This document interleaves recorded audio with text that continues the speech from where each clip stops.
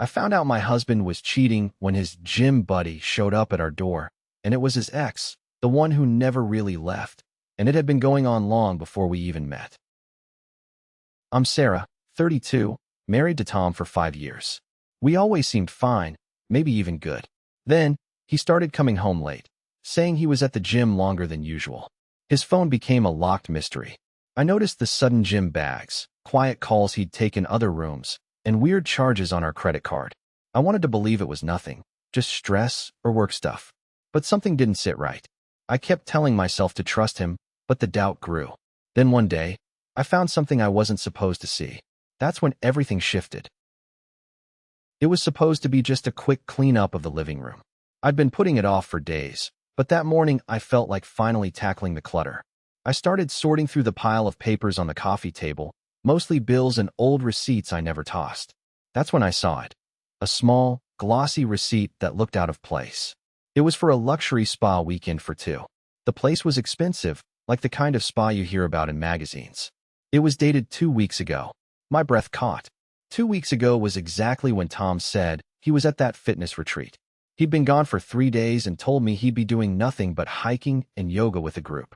I remember because he sent a few photos, trees, a lake, some blurry selfies. I didn't think twice about it then. I trusted him. But that receipt, something about it didn't fit.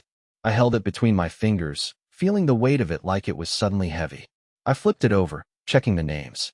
It was under Tom's name, but the receipt said for two. There was no mention of the retreat or hiking or anything fitness-related. Just the spa and some treatments booked for 2 people. I tried to push down the sinking feeling in my chest, telling myself maybe it was a gift for me. Maybe he wanted to surprise me later. But deep down, I knew that wasn't true. I folded the receipt carefully and slipped it into my pocket, pretending I didn't just find something that changed everything. For the rest of the day, I kept glancing at the clock, waiting for Tom to come home. When he finally walked through the door, his face tired but smiling, I felt a knot tighten in my stomach. I didn't say anything right away. We ate dinner in silence, the usual small talk feeling forced. I couldn't get the receipt out of my mind. After clearing the table, I sat on the couch and waited for him to sit next to me. When he did, I looked at him and blurted out, "Hey, can I ask you something?" He raised his eyebrows, surprised. "Sure, what's up?" I pulled the receipt from my pocket and held it out. "What's this? You said you were at that fitness retreat 2 weeks ago. Why do you have a spa weekend receipt for 2 from the same time?" He looked at it for a moment, then back at me. His smile faded, and I saw a flicker of something. Nervousness, maybe guilt. He ran a hand through his hair and said, "It's not what it looks like." I nodded slowly, trying to keep my voice steady. "Then what is it?" He hesitated, and I noticed his eyes darting away. I wanted to surprise you. A friend booked it for me, but I was going to tell you later." I wanted to believe him. I really did. But the way he avoided my gaze made me doubt everything. Why would a friend book a luxury spa weekend for him if he was supposed to be at a fitness retreat? And why did he never mention it before? I said nothing more that night. Instead, I went to bed feeling hollow, turning over every detail in my head. Who was he really spending time with that weekend? The pictures he sent didn't show anyone else, but that receipt told a different story. I kept the receipt folded in my nightstand drawer, like a secret I couldn't share yet. I told myself to wait, to watch, to gather more pieces before I said anything else. But the question wouldn't leave me alone. Who was Tom really with that weekend? And was he lying to me? I thought it was just a small doubt, one I could brush aside. But the silence that followed said otherwise. Tom walked in the door around 6, like he usually does, tired and a bit distracted. I waited by the kitchen table, the small crumpled receipt in my hand. When he noticed me standing there, he dropped his bag with a tired sigh. I didn't say anything right away, just held up the paper so he could see it. "I found this," I said quietly, my voice low but steady. "Who did you go with?" He blinked, and I could see his face change. The usual tiredness shifted to something tighter, like he'd just swallowed a lump. "Just a friend from the gym," he said, but his voice hitched a little. "A friend," I repeated, folding the receipt and holding it closer to him. "Does this friend have a name?" He hesitated. His eyes flicked around the room like he was searching for some escape.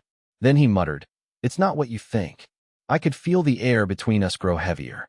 The kitchen felt smaller, like the walls were closing in. I kept my voice calm, but there was a hard edge I couldn't hide. "Then what is it, Tom?"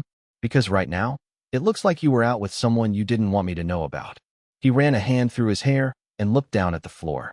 Look, it's complicated. She's just a friend, okay? I didn't want to worry you over nothing. I wanted to believe him. I really did. But the receipt said something else. It was for a late dinner at a place neither of us had ever been to together. The total was enough to make me question what kind of friend you'd take to a place like that without telling your partner. Why didn't you tell me? I asked, trying not to sound angry but failing a little. Why sneak around? He shrugged, but it was weak, like he was holding back more than he was saying. I didn't think it mattered. It's not like I was doing anything wrong. I stared at him, waiting for more, for some kind of explanation that made sense. Instead, the silence stretched between us, thick and uncomfortable. Tom, I said softer this time. If it's not what I think, then tell me. Please. He looked up, his eyes tired but honest. She's someone I used to know. We ran into each other again. I didn't want to tell you because I wasn't sure what it meant. That caught me off guard. What do you mean, what it meant? He hesitated, then said, I thought maybe we could just talk. Catch up. But it felt weird, and I didn't want it to be a problem. I nodded slowly, but part of me still didn't trust the story. The way he avoided my eyes, the quick answers, it all felt off. I wanted to press harder, but something in his face made me stop. Okay, I said finally. I'm going to trust you on this. But I need to know everything. No more hiding. He agreed, but I could tell he was holding something back. The way he shifted on his feet, the pause before he spoke again, it wasn't over. I sat down, still holding the receipt. So who was she? What did you guys talk about? He sighed, running a hand over his face. Her name's Lisa. We used to work together years ago. We just talked about old times, nothing more. I wanted to believe him, but I pushed a little more. Did she know you were with me? Yes, he said without hesitation.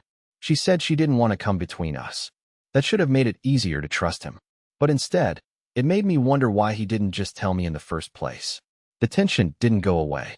It settled in the room, quiet but heavy.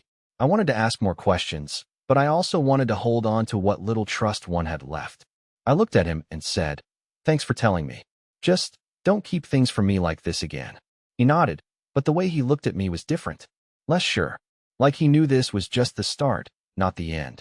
I thought it was over. But the silence that followed said otherwise. I couldn't shake the feeling something was off. Tom kept mentioning his gym buddy a lot, but he never let me meet her. It didn't feel right. So, one evening while he was in the shower, I pulled out his phone. I know. It wasn't right, but I needed answers. I scrolled through his messages, and that's when I saw it. The name Laura kept popping up. I thought it was just a coincidence until I looked deeper. Laura wasn't just some random gym friend. She was his ex, the one he never told me about. I found old texts, pictures, even plans to meet up. They weren't just catching up, it was something ongoing. The shock hit me hard, like a punch in the gut I didn't see coming. I sat there frozen for a moment, my hands shaking.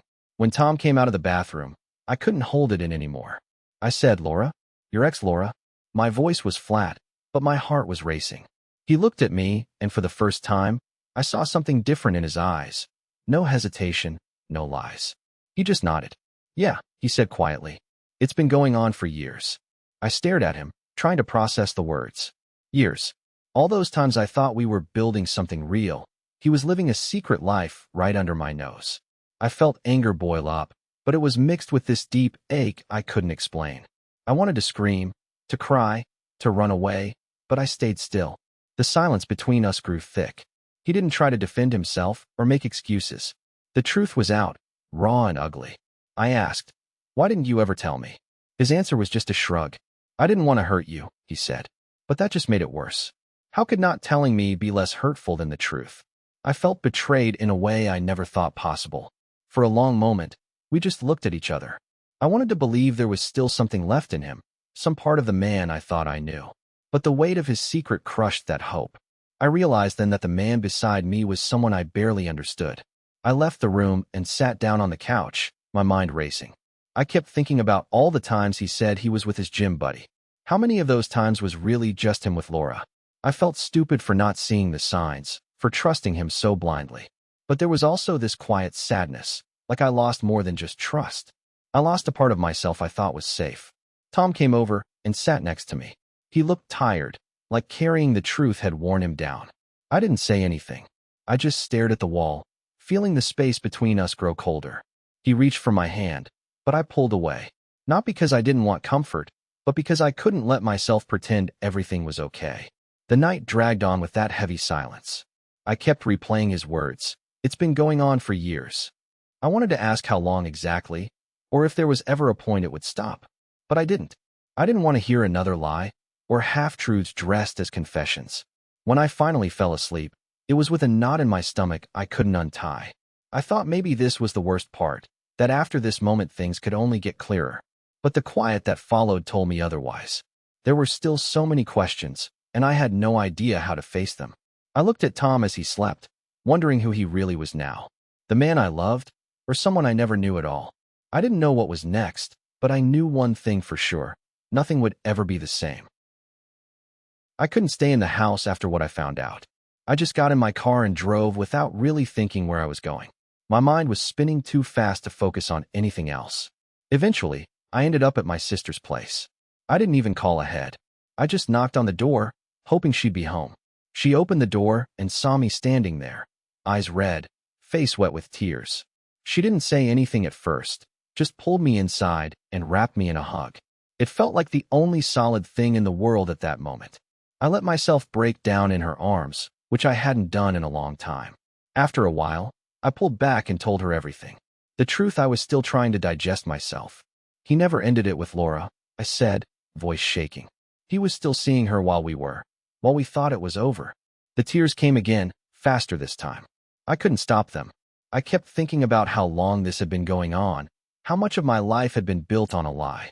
She didn't interrupt me, just held me and waited until I ran out of words. Then she asked quietly, "What will you do now?" It wasn't a question I was ready to answer. I knew I had to do something, but I was frozen. Part of me wanted to run, forget everything, pretend none of this happened. The other part needed to get every last detail before I could move on. I told her I needed to find out everything. How deep this went, how long it lasted, who else knew. I wasn't ready to confront Tom yet, not until I had all the pieces in front of me.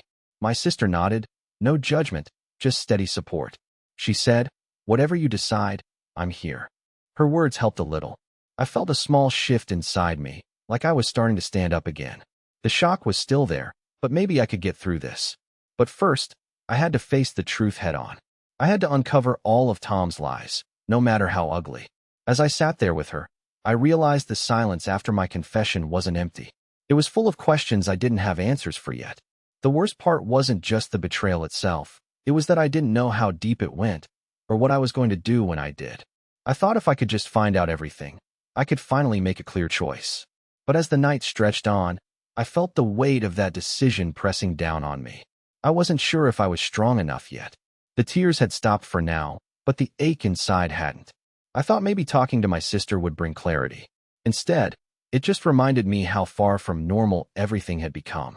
I left her house late, feeling a little more grounded but still lost. The car ride home was quiet except for the sound of the engine and my own restless thoughts. I kept thinking about Tom and Laura, about the things I didn't know, and the ones I never wanted to find out. I told myself I'd face it all soon. But for now, I just needed to breathe and try to hold myself together. The silence in the car wasn't peace. It felt like a countdown to something I couldn't avoid. I thought it was over, but the silence that followed said otherwise. I sat at the kitchen table, staring at the screen of my laptop. The numbers didn't add up. I'd been going through our bank statements, trying to make sense of the charges that didn't match anything I knew about. At first, there was that hotel in Miami, which I'd confronted Tom about before. But now, I found more. Charges for flights, dinners, and gifts, all in another state. Some were even under both our names. I printed out the list, my hands shaking a little. I didn't want to believe it, but the evidence was right there. There was a lease agreement for an apartment, signed by both Tom and someone else. The address wasn't far from where I worked, but I'd never heard of the place. I ran my finger over the inked signatures, feeling like I was holding a piece of a puzzle that didn't belong to me. I waited until he was home. I didn't say anything at first. I just set the papers on the counter between us. His eyes flicked over them, and I saw the hesitation in his face before he looked away. "Tom," I started, voice low but firm. "What is all this?" He sighed and rubbed his face with both hands, like he was trying to erase something I couldn't see. "I guess you found out." "Found out what?" I asked, though I already knew the answer. He didn't meet my eyes. There's someone else. I wanted to shout, to cry, but my voice barely came out. How long? He swallowed hard, then said, before we met. A long time before. I stared at him, not sure if I heard right. You're telling me you've been living two lives? He nodded slowly. Yeah, I didn't mean for it to happen this way. I shook my head, trying to take it all in. So, all those weekends you said you were working late? The trips you said were with clients? He looked at me, his eyes tired. I was with her. I felt a tightness in my chest, like I couldn't breathe. And the apartment? The gifts? He ran a hand through his hair. We shared that place. It was our space. I wanted to scream, to ask why, but the words caught in my throat. I realized I didn't even want the answers. Not really, because they would just hurt more. How could you do this? I finally said, my voice breaking. How could you live this lie for so long? He looked down. I was scared. I didn't want to lose you. I thought I could keep both worlds separate. I laughed bitterly. Separate? You think that's possible? He didn't reply. Instead, he reached for my hand. I pulled away. The distance felt bigger than ever. The room was silent except for the ticking of the clock. I wanted to believe this was a moment we could fix. But everything inside me told me it wasn't that simple. I looked back at the papers on the counter, the leases, the receipts, the dates. It was like I was holding proof of a life I never knew existed. And the person I thought I knew was a stranger who had been hiding behind lies. I didn't know what came next. If there was a way forward, it wasn't clear. But for the first time, I saw the full scale of what I was up against. The trust was shattered, and I wasn't sure if it could ever be put back together. I thought it was over. But the silence that followed said otherwise. I started packing early in the morning, long before Tom woke up. The house was quiet, and I liked that.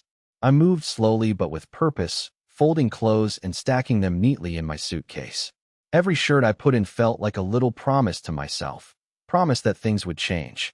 I didn't want to rush or make a mess of it. I needed this to feel real, like I was taking control. I found my old notebook in the drawer, flipped through it, saw some scribbles about travel plans and dreams I'd forgotten. I smiled to myself. That old me, the one who dreamed of more, was still there. I packed that notebook last, right on top. It felt like holding on to a piece of hope. Tom came into the room when I was halfway done. He looked tired, like he hadn't slept. His eyes were red, and I could tell he'd been crying. He didn't say anything at first, just stood there, watching me. Then he asked quietly, why? Can't we just talk this out? I paused, zipper half open on the suitcase. I looked at him and shook my head. I've tried talking, Tom. So many times. It's not working. My voice was steady but firm.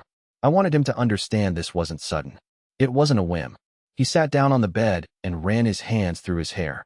I'm sorry. I really am. Please, just give me a chance to fix this. I'll do whatever it takes. I hated how his voice cracked. It made my chest tighten, but I couldn't let myself get pulled back in. I needed to be stronger than that.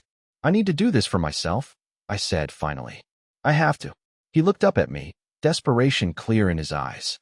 But what if I change? What if I really do? I swallowed hard.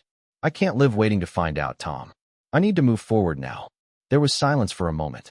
Then I reached for my phone and called the lawyer. I could hear Tom's breathing getting heavier behind me, but I didn't turn around. My voice was calm when I said, Hi. I'd like to start separation proceedings. I gave all the details, answered questions, made decisions. Every word felt like a small victory. When I hung up, I felt lighter, like a weight had lifted off my shoulders. Tom sat quietly, still on the bed. I zipped up my suitcase and took a deep breath. I'm going to stay with my sister for a while, I said. I need space to think. He nodded slowly. I understand. I don't want to lose you. I wanted to tell him that I didn't want to lose myself either. But I stayed silent. Instead, I picked up my bag and walked out the door. The air outside was cool, and I could feel the tension in my body start to ease. I kept my head down, focusing on the sidewalk beneath my feet. With each step, I felt a small spark of something new, something like freedom. I didn't look back. I didn't want to. Not yet. But even as I walked away, a quiet part of me wondered what this would all mean in the end. Was this really the start of something better? Or just the beginning of another kind of pain? I thought it was over. But the silence that followed said otherwise. The moment we finally sat down to talk, everything felt heavy. I looked at him, trying to find the person I thought I knew. Instead, there was this tired, almost resigned version of him staring back. I didn't want to start with anger, but the question came out sharper than I expected. Why? I asked. Just that one word, but it carried everything I needed to say. He swallowed hard, avoiding my eyes for a second. Then he said it. It was an exit strategy, he said quietly. In case this marriage didn't work out. The words hit me like a slap. An exit strategy? Like I was some project he was ready to walk away from if it got too hard. I felt my stomach twist. I wanted to scream, but I stayed silent, listening. He looked up then, finally meeting my gaze. I didn't want to hurt you, he added. I thought if it failed, this would make it easier. I could see the regret there. But it didn't make it better. It only made me realize how little he believed in us. How little he believed in me. I took a deep breath, trying to steady my voice. It's over, I said firmly. I reached into my bag and pulled out the papers. The separation papers. I slid them across the table toward him. I deserve better than this, I said, my voice steady but quiet. Not angry, just sure. He didn't say anything at first, just stared at the papers like they were something foreign. I could see the weight of it settling in. Maybe for the first time, he understood this wasn't a game or some plan he could control. This was real. I stood up slowly, feeling the room shift around me. My heart was pounding, but I felt this strange calm rising inside. Like I was finally taking back control. He looked up at me again, but this time there was no pleading, no apology. Just silence. As I walked out the door, I didn't look back. The sound of the door closing behind me was loud in the quiet house. I felt a mix of things, pain, relief, anger, but mostly a strange kind of finality. I was walking away from a life built on lies. From someone who planned an escape before even trying to fight. The air outside felt different. Cooler somehow. I didn't know what came next, but I knew this was the end. The silence that followed said everything. It's been 2 months since I left. 2 months since I closed that door behind me for good. The apartment is small, but it's mine. I picked the colors on the walls, the furniture, the little things I never really got to decide before. It's quiet here. Not the sort of quiet that feels empty, but one that's soft and steady, like a promise. The divorce is final now. No more waiting, no more what-ifs or endless conversations with lawyers. I don't talk to Tom anymore. At first, I thought maybe we'd have to, for the kids, or to split things up. But even that stopped. He didn't reach out, and honestly, I didn't want him to. I'm done with the excuses and the lies that felt like they swallowed every happy memory we had. Some days, it hits me hard. Like a cold wave when I'm least prepared. I'll be making coffee or folding laundry, and suddenly there's this tightness in my chest. I catch myself wanting to call him, to ask if he's okay or if he's thinking about us. Then I stop. I remind myself that what we had wasn't okay for a long time. That kind of silence isn't peace, it's just distance. I'm still healing. It's slow, and some parts feel like they'll never fully mend. The trust one lost isn't something I can just pick up again. I'm learning to trust myself, though. To listen when my gut says no or when my heart feels guarded. I'm not rushing into anything new. It's just me, figuring out what I want, what I need. Every morning, I open the windows wide. I like the way the light comes in, how the city sounds drift up to my ears. It reminds me that life keeps moving, even when you want to freeze time. I've started jogging again, something I hadn't done since before we got married. It's stupid, but it feels like reclaiming a piece of who I was before all this. Work is different now, too. I spend more hours there, not to escape, but because I want to build something solid for myself. The project I'm leading is challenging, but it keeps my mind busy. I don't have to think about him or the past when I'm focused on a deadline or a presentation. It's a good distraction, and I'm grateful for it. Friends have noticed a change in me. They say I look lighter, like a weight has been lifted. Maybe they're right. I don't carry that constant tension in my shoulders anymore. I laugh more, even if it's just a little. I'm not pretending everything's perfect, but I am moving forward. Some nights, I still catch myself staring at my phone. For a moment, I wonder if he's trying to reach out, if maybe he regrets what happened. But then I remember the way things ended, the coldness in his eyes when he left, the words that cut deeper than I thought possible. I don't want to go back there. I can't. I've started making small plans for the future. Nothing big, just little things like a weekend trip with friends or signing up for a cooking class. It feels strange to think about new beginnings, but it also feels necessary. Like I'm planting seeds for a life that's mine alone. Sometimes, I look around this apartment and feel a quiet pride. This space is safe.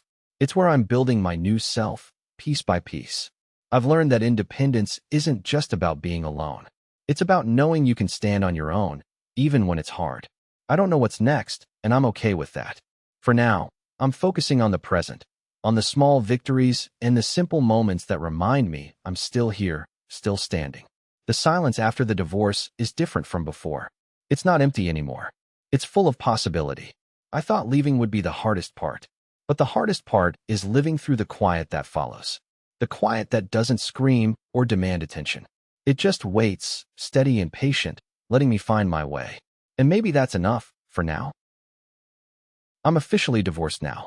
It's just me living alone, and honestly, it feels strange, but also kind of necessary. For the first time in years, I'm focusing on myself without anyone else's drama hanging over me. Tom, as far as I know, is still with Laura. They're probably still caught up in their own mess, doing whatever they do. I don't really want to know the details anymore. What I've learned through all this is how important trust really is. Once it breaks, it's almost impossible to put back together. But I also found out something about myself. I'm stronger than I thought. Walking away from everything I built, from someone I loved, wasn't easy, but I did it. That says something. Life right now isn't perfect. There's still a quiet ache sometimes. Moments when I catch myself wondering if I missed something or if things could have been different. But the truth is, it's honest. No lies, no secrets, no pretending. And honestly, that's enough for me. I'm learning to live with the silence that follows the storm. It's not what I wanted, but it's what I needed. If you're going through something like this, I want you to know you're not alone. It hurts, I know that. But what I learned is that your self-respect matters more than holding on to something broken. You deserve honesty. You deserve love that doesn't make you question your worth every day. It's easy to settle because the pain of leaving can feel worse than the pain of staying. But trust me, that's a trap. Staying in denial or hiding the truth only makes things worse. Facing the hard stuff took courage, and it still does. But it's the only way to find peace. Your happiness has to come first. If you don't protect it, no one else will. And no matter how much time has passed, it's never too late to start over. You can build something better, even if it feels impossible right now. So if you're reading this and feeling stuck, remember this. You're worth more than lies and half-truths. You're worth the struggle to be honest with yourself. Take that first step, even if it's scary. It might be the hardest thing you ever do, but it's also the most freeing. And in the end, that freedom means everything.